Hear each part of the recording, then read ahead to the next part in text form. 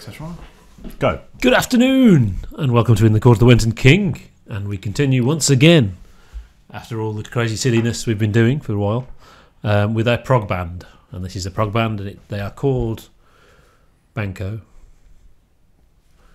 del Mutuo Soccorso. Yep, it's more Italian prog. Yay! We've forgot the Pizza Hut box. Never mind. 1972. It's prog. It sounds like prog. It was a good year. Obviously, we compare them to PFM because that's the other Italian prog band we know very well. Around the same time and place. Bit later, I think, than Banco. Recognisable 70s prog music. It sounds like prog. If you know what that sounds like, this is what it sounds like. Complete with the quite bad production. Incredibly dynamic. Lots of bass going bong, bong, bong, bong, and all that stuff. And a mixture of styles, etc., etc. Much less ELP than PFM. I don't hear much ELP in here at all.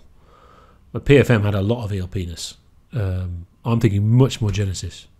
Early Genesis, Trespass. I'm sure they've been listening to Trespass. You know, it's a concept album.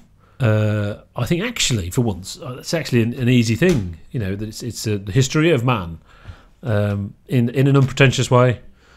I think that's just an easy thing to hand the music on. I don't know why this is broke. I think it came in the post like this. Come all the way from Italy, that's why, Kev. Yeah, so it is very much, if you like that kind of music, this is a good example of that kind of music. Don't like it as much as the first PFM album, but it is good. Yeah, good. Interesting. Sarah says, I don't like this song. Yep, it sounds like prog then. It's prog. That's the prog measure. It's amazing how the Italians really got prog. Isn't it? Yeah. It's strange. You're right, PFM, it's not as good as their first album, but, you know, definitely prog. Yeah. Lots of instrumental stuff doing crazy things. Yeah. Different sections, you know. It's all about the segues between the sections or the lack of it. Yeah, it's that again. It's prog. It just sounds like prog. Yeah. It is an archetypal prog album. And in that sense... Well, it's got to be a good thing, surely. If we've done 200 and however many... But in that sense, is it good? Is it adding anything to the mix? Well, no. Not at all. Well, you could, maybe, but pretty much no. And that's the thing, isn't it? Is it progressive? Retrogressive? Retro-progressive? Well, that's not a thing. You know, doesn't matter. It sounds like that style of music, whatever you call it. It doesn't matter what it's called. That's just a label. I definitely hear very early Yes with the very dynamic, loud bass and the very busy drumming, that kind of thing. Maybe that's the bit that's not with PFM a bit. Maybe, I don't know. You'll go back and it'll turn out I actually said exactly that about PFM. Typical structure. You've got opens with the long song, and then you've got the next song is the obligatory, hugely complex, completely over the top track. So you have that traditional opening and then some more stuff. And I think the more stuff is more consistent than the tradition. So traditionally, the more stuff after those two tracks wouldn't be quite as good. This is all good. Yeah, there's some really great stuff on there. So that's a plus. That brings it up a bit. We need a progometer, don't we? And then we can. It feels more Italian than PFM. PFM didn't really feel very. I didn't feel this is Italian. This does. I don't know if it's the vocals, maybe. Yeah, probably. Yeah. And I tell you what, you remember Mars Volta? Just about. The vocals on that. That's where it came from. This is the proper stuff, not that. They must have heard that, and that's where it came from. I'm sure. Like I said, the sound isn't great. It's a bit muffled. And again, that first PFM album does sort of overshadow all of this kind of stuff. I've written here obligatory. I don't know what that means. It's obligatory. You have to listen to it. Like PFM, they were on Manticore, and they re-recorded some stuff for an English album, which we're not going to review. English language, and But then Manticore closing in 77 meant that they sort of struggled to sell stuff outside of Italy, which is a shame. But they did have hits in Italy in the 80s, pop hits. So that when they did the traditional move to pop in the 80s. They have a new album out this year. It's weird synchronicity because it's like 22 years since their last album.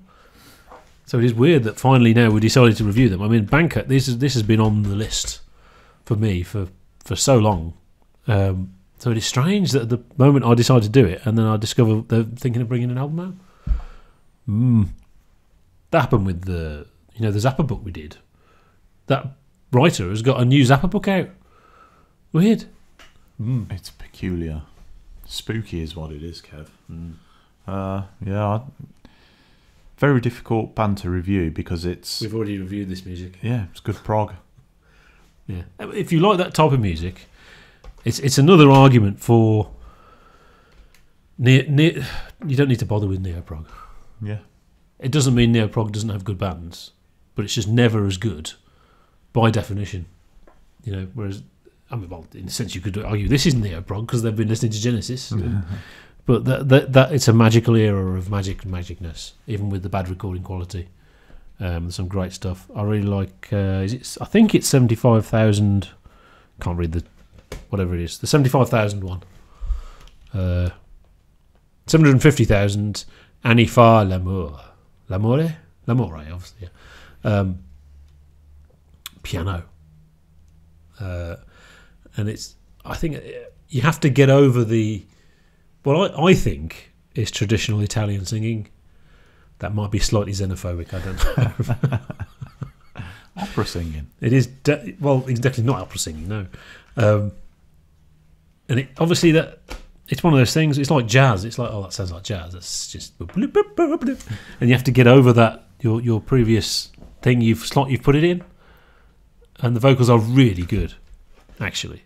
But yeah, I like that song. The use of piano. It's that thing again of, more piano, less synth. Yeah, piano's good. There is bits of synth, but I think they've got a real good handle on... They know it sounds kind of sci-fi and silly, but they're using it and it sounds okay, it's good, and then they stop using it. And they don't do the Keith Emerson... The whole song is on the synth. And it would have been fantastic on piano, Is there any organ on there? I'm not sure if there's organ. There might be a little bit, but I can see that the primary instrument is piano rather than organ. I like the piano more than the guitar. The guitar is doing an impression of, actually not Steve Hackett, it's doing an impression of Anthony Phillips. And in a sense, Steve Hackett kind of picked up an Anthony Phillips thing, but it's not, it's too much of an impression. I don't think this is good guitar. I think he's trying to do that thing. It's kind of very legato, but with real staccato bits. Which maybe hasn't aged well, So it's still cool, but again, it's got to have that bit, and it's got to have that bit, and it's got to have that bit. It makes it prog, which goes across against the whole prog ethos, which is supposed to be, unconformist, non-conventional, pushing the envelope. Like this. This is I like progressive. I don't like things that are just all the same. I like this. It's the same as the things I like. Well, it's the goths in South Park, isn't it? You conformist. You've got to all dress like us, and then you're not a conformist. Yeah. But that in itself doesn't matter. I like this kind of music. So great, and they've got the traditional Italian influences in there. I mean, it is in there in PFM as well. For some reason, it just seems more emphasised for me. And they've got lots of different instruments on there. There's a lot of acoustic instruments and woodwinds and stuff, and they play them themselves. Obviously, they don't get a dodgy orchestra in to play it badly, and they're all snooty about it. They play it well because they've played it themselves, and then it's in the music rather than that terrible thing where the orchestral sound has been stapled in the background. It fits with the music. It's very, very competently composed. Non-UK prog, they tend to have more conservatory training type people, maybe, and the composition skills seem to be better. There's never the slightly jarring, that was a dodgy sig. You don't get that. It's like they've got a better handle on what they're doing. Whereas UK, maybe there was more of a fashion thing, so people were doing it. Oh yeah, they do that, and they didn't really know what they were doing. A little bit, maybe. Is that controversial? Is it controversial for me to say that? I don't know.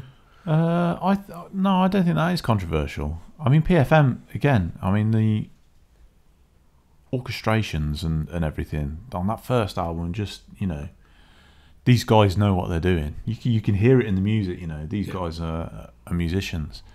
Whereas there is a lot of in British music or English music, it's guys who want to make music and sticking with it until they make an album which sounds they can get away with. They can get away with, and then they try even harder. So they've not got that background. And I presume in Italy, music's obviously a big thing in Italy. Yeah, maybe they have better music education. That's topical, isn't it? Well, I'll tell you what, music education was better then in the UK than it is now. 4 eggs. Yeah, definitely. It has to be, doesn't it? Yeah. So cool. Yeah, that is... I don't know how long that review was. But yeah, that's Darwin. By Banco del Mutuo Soccorso. So I think it's the Mutual Bank or something like that, I think. It's It's very close to BDSM. Oh, yeah. BDMS. I bet they didn't realise that. Right. Yes. And you'll notice, obviously, we're doing their second album. That does seem strange that we didn't do the first 3, because the first 3 go together, but I realised in advance this time that we do 3 albums that are the same, but have nothing to say for the third album. So we do 2 albums the same, and then another later one that'd be interesting. So the next one is the Il Sono de blah blah blah, whatever it is. Blah blah blah.